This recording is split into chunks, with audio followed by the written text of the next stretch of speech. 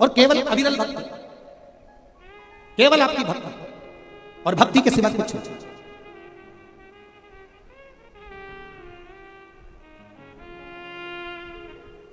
एक भाव आपके भीतर जो समाहित हुआ है, एक भाव, और बहुत जरूरी है। पहले के समय में उम्र का ठिकाना होता था कि 100 साल तक जियोगे। आज के समय में उम्र का ठिकाना नहीं होता कि आप कितने साल जियोगे।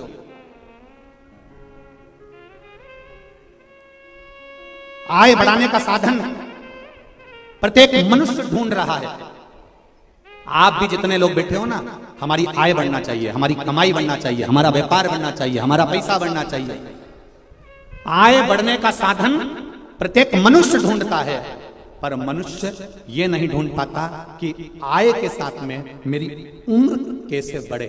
आय बढ़ाते बढ़ाते बढ़ाते बढ़ाते मनुष्य की उम्र घटती चली जा रही है। घर में पैसा तो बढ़ रहा है, पर 65, 70, 75, 80 में आउट हो जा रहा है, समाप्त।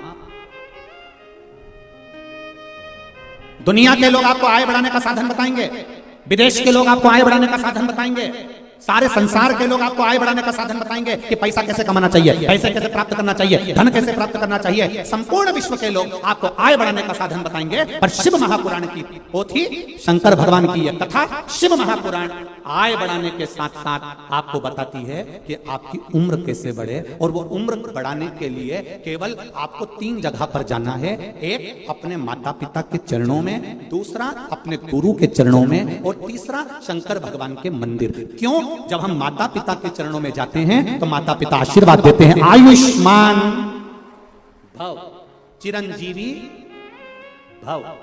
गुरु के चरणों में जाते हैं तो गुरु आशीर्वाद देते हैं, आयुष्मान भव, चिरंजीवी भव, स्वस्थ रहो, मस्त रहो, आनंद में रहो। और शंकर जी की शरण में जाते हैं तो उसका नाम महामृत्युंजय है। वो एक लोटा जल जब हम चढ़ाते हैं तो वो भी हमको आशीर्वाद देता है, आप आरोग्य रहो, रोग से मुक्त रहो और निर्मल रहो। सारी दुनिया आपको आय बढ़ाने का साधन बताएगी, सारी दुनिया आपको आय बढ़ाने का साधन निश्चित करेगी, सारी दुनिया आपको पैसे कमाने का साधन बताएगी। पर शिव महापुराण की कथा कहती है 3 जगह पर जरूर जाओ, एक अपने माता पिता के पास, एक अपने गुरु के पास, और एक शंकर जी के मंदिर में एक लोटा जल लेकर। यहाँ 3 जगह जाने से जब माता पिता का आशीर्वाद मिलता है, गुरु का आशीर्वाद मिलता है, शंकर भगवान का आशीर्वाद मिलता है, तो हमारी आय भी बढ़ती है और उम्र भी बढ़ती है, हमारा जीने का तरीका भी बढ़ता है।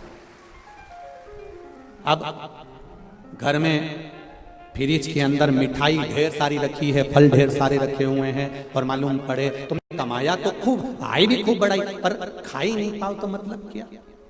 एक सेव फल का टुकड़ा, एप्पल का इतना बड़ा टुकड़ा काट कर, छील कर मुंह में 2 घंटे से रखा है, कथा में आके बैठ गई, तब तक भी चल रहा है, क्योंकि दांत सोफा सेट है ही नहीं। अब वो सोफा सेट ही नहीं है तो मुंडा में वो एक टुकड़ा 2 घंटे तक कभी इधर आ जाता है।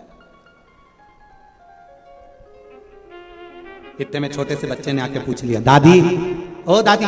दादी बोली क्या है, क्या खा रही है? दादी बोले सेव फल खा रही। पूरा खा गई? नहीं, ये रखा, ले तू खा ले। तूने कितना खाया दादी? इतना सा खाया। कितनी बजे खाया था? सुबह 9 बजे।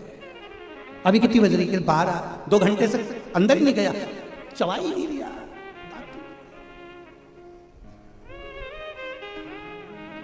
ध्यान।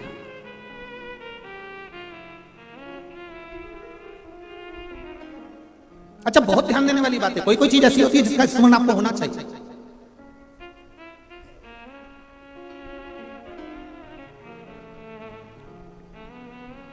चश्मा पढ़ते समय याद आता है।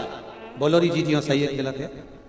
चश्मा अगर पंडाल में भूल गए, घर पर भूल गए, पढ़ते समय चश्मा याद आता है। बत्ती सी जम के बोलो जरा।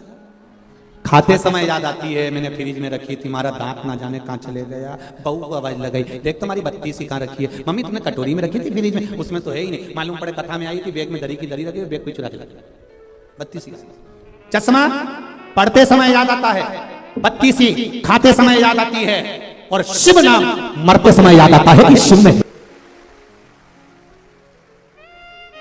शंकर का अनुमोदन है क्या, शिव तत्व है क्या, शंकर का गुणगान क्या है, शिव महापुराण का रसतत्व क्या है, ये मृत्यु की सैया पर पड़े रहोगे, प्राण छूट रहे होंगे, मृत्यु के घाट पर जा रहे होगे, तब याद आएगा कि श्री शिवाय नमस्तुभ्यम में है क्या, एक लोटे जल में है क्या, एक बेलपत्री में क्या है, ये मृत्यु की सैया पर याद आएगा। चश्मा पढ़ते समय याद आता है, बत्ती सिखाते समय याद आती है शिव नाम, मरते समय याद आता है कि शंकर के उस नाम में तत्व क्या छुपा क्या है। उम्र घटती चली जा रही है,